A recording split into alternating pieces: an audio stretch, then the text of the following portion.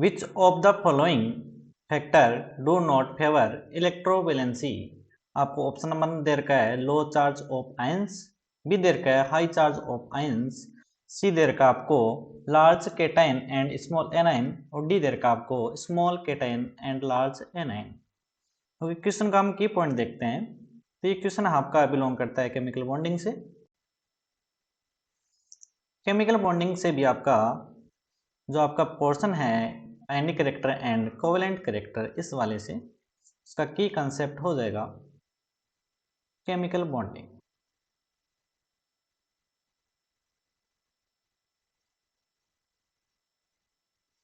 तो हम चेक करते हैं, पहले चेक बात करते हैं इसकी कोवेलेंसी हमारी, इसका मीनिंग क्या होता है, what is the covalency, electrovalency.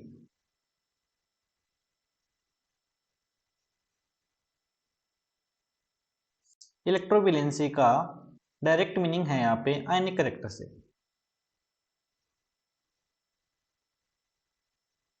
Ionic character होते हैं पॉजिटिव और नेगेटिव, मतलब वैलेंस सेल के इलेक्ट्रॉन के बीच में अट्रैक्शन के बीच में बनते हैं, मतलब इलेक्ट्रोवैलेंसी होते हैं, इनके अट्रैक्शन होता है तो आपका आयनिक बॉन्ड होता है। इसी कैरेक्टर को ही हम क्या बोलते हैं, कोवैलेंसी। तो हम कोवैलेंसी को जानने से पहले आपने एक रूल पढ़ा होगा, फायंस रूल।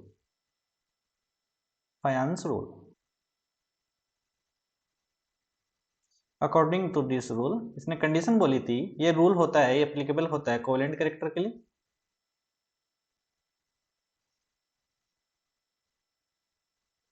आपको पता है जितने कोवेलेंट कैरेक्टर होते हैं, कोवेलेंट कैरेक्टर और आयनिक कैरेक्टर दोनों में बैलेंस होता है। जितनी ज्यादा आयनिक कैरेक्टर इंक्रीज होंगे तो कोवेलेंट कैरेक्टर उस कंपाउंड में क्या हो जाएंगे, डिक्रीज। इसने बोला था फायंस ने, कोवेलेंट कैरेक्टर होने के लिए जो केटायन होता है,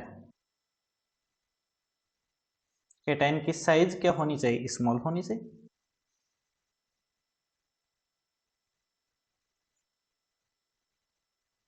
तो मैं इनडायरेक्ट रूप से बोल सकता हूँ, यदि साइज स्मॉल होगी केटायन की, मतलब उसके charge of cation is more,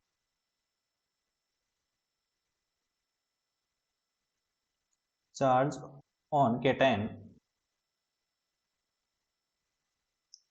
is more. बोल सकते हैं पॉजिटिव चार्ज है वो क्या होना चाहिए, ज्यादा होना चाहिए।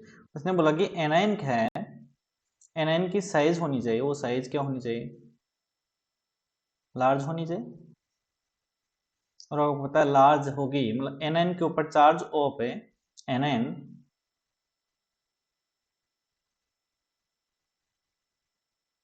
चार्ज ऑन एनायन, ये भी क्या होना चाहिए, मोर हो जाएगी। मोर होगा तभी क्या होंगे, इस पे साइज ज्यादा होगी।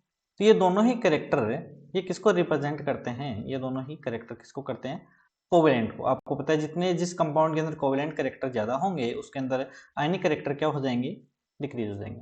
तो हम आप बोल सकते हैं इलेक्ट्रोवैलेंसी,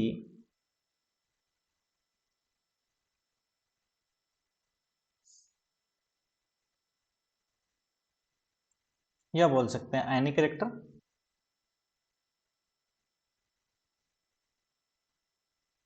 ये क्या हो जाएंगे, इसके रिवर्स हो जाएंगे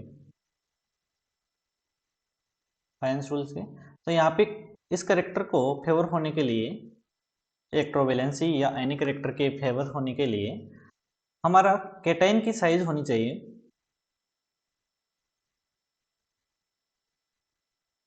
साइज होनी चाहिए, वो क्या होनी चाहिए, लार्ज।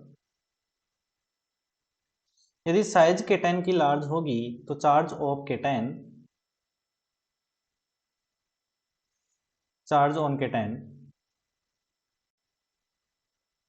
क्या हो जाएगा, लेस हो जाएगा, डिक्रीज हो जाएगा। यानी इसके फेवर में आने के लिए केटाइन के ऊपर चार्ज क्या होना चाहिए, कम होना चाहिए। दूसरी बात करूं मैं एनायन के बारे में, एनायन की साइज होनी चाहिए, वो क्या होनी चाहिए, स्मॉल। तुम बोल सकते हैं चार्ज ऑफ एनायन,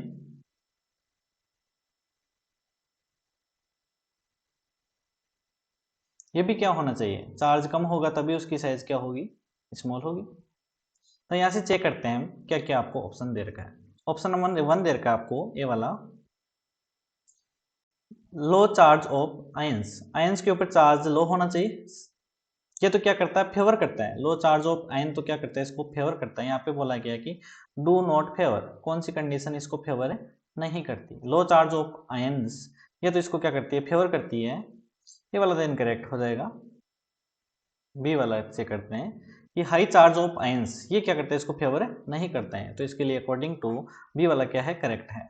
सी वाला large cation and small anion, देखो large cation and small anion ये तो क्या करते हैं, इलेक्ट्रोवैलेंसी को फेवर करते हैं, नॉट फेवर नहीं करते हैं। तो ऑप्शन नंबर सी क्या हो जाएगा, इनकरेक्ट।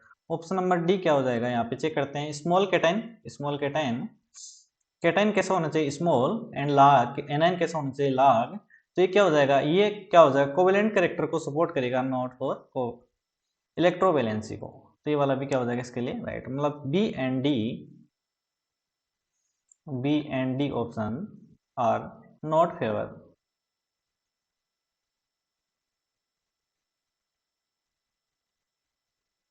इलेक्ट्रोवैलेंसी।